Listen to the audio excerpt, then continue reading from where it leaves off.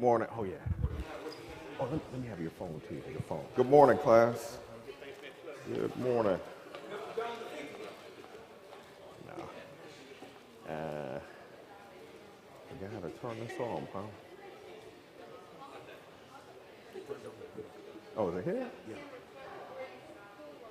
Oh, yeah. Is that what you want? Yeah. Let me see.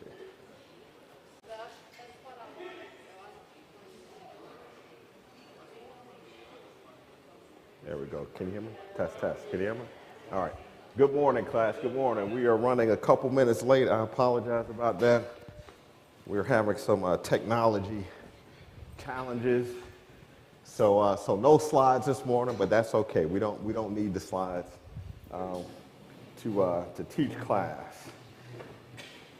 For as long as there's been teaching, going back to the beginning, I don't ever recall Jesus using PowerPoint slides when he taught, so we don't need them either. All right. But we have been studying, of course, walking with Jesus.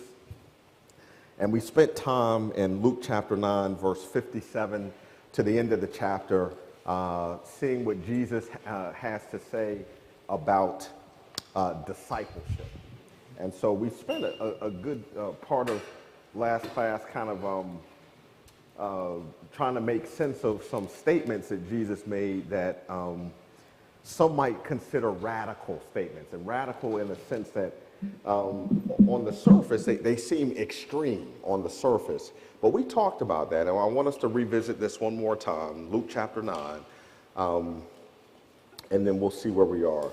You might also recall that when we started the class last week, I tried to show a video. The video didn't work, and that's okay, but it was really depicting a man who was camping out in the wilderness. And I asked you, what do you see in this picture? And many of you kind of weighed in. And I think it was Brother Mark who really kind of pointed out a lot of the interesting items. And this man kind of had, again, he's in a tent, but he had like a stove in that tent and a sort of a plush carpet and all this kind of thing. And so the point of that was to show that there is camping, and then there is a perception of camping, right? In fact, Sister Sharon said that there's a term for sort of this luxury camping. She says it's called glamping, like glamorous camping, I think, where it's not quite roughing it. It's not really roughing it. Like yes, you're in the outdoors, but you're really trying to bring all of the modern conveniences there with you. And so you're really not quite having the true experience of camping. And I showed that to help try to frame our minds around the point that Jesus, I believe, or the points that Jesus makes in Luke chapter 9, taking the same idea that there is discipleship, and then there is a perception of discipleship. That was the connection. And so Jesus in Luke chapter 9, as he's teaching, I believe, is helping us to understand truly what discipleship is, and perhaps dispelling some of the myths that we might have or that we might bring to the idea of discipleship. So one more time for good measure, Luke chapter 9. Need someone to read that for us, starting in verse 57 to the end of the chapter, which is verse 62. So any takers here? Anyone willing to read that? It's about 5 or 6 verses. Brother Mark's got it. Luke 9, 57 to 62.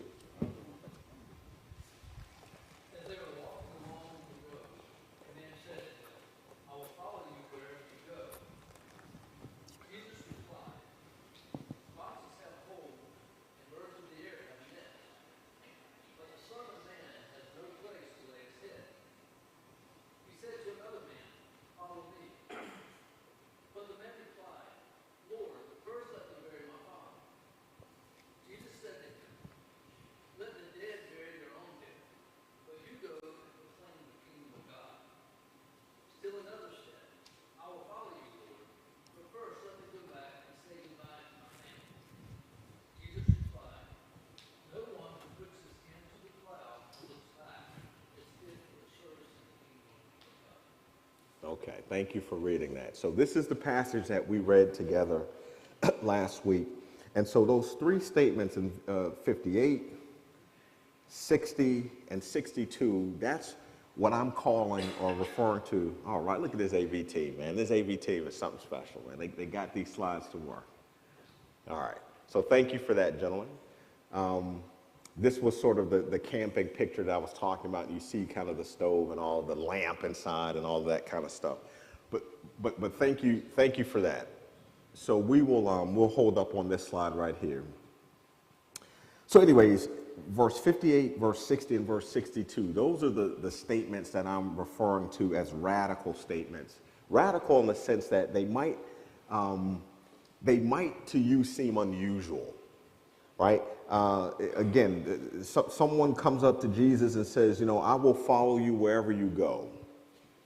And Jesus' response is in verse 58, well, the foxes have holes, the birds of the air have nests, but the Son of Man has nowhere to lay his head. That's his response to someone's proposition to follow him. And we talked about that last week. And I believe that Jesus, by saying that, and based on our conversation last week in our study, I believe that Jesus is essentially indicating to this person, this would-be follower, that, you know what, there are things about following me that don't come with first-class accommodation.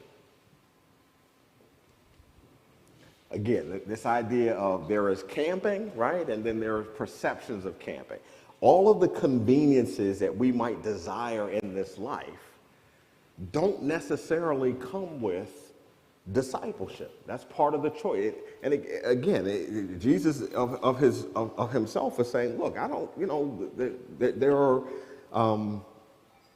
there are animals in nature that have, they're taken care of, but you know what? I don't have a place to sleep. I don't have a place to sleep tonight, right? And so I'm just sharing. I believe that's what he's communicating here. That's the first statement that seems kind of radical or unusual. In verse 59, it says that there's another person. And this time, Jesus actually communicates to him. The first individual comes to Jesus and says, I will follow you. Jesus now goes to an individual, and he tells that individual in verse 59 to follow me. And the man said back to Jesus, it says, but he said, well, permit me first to go bury my father. Okay? Man has a father who's passed away. The man doesn't say, no, I won't do it. He says, but there's something that important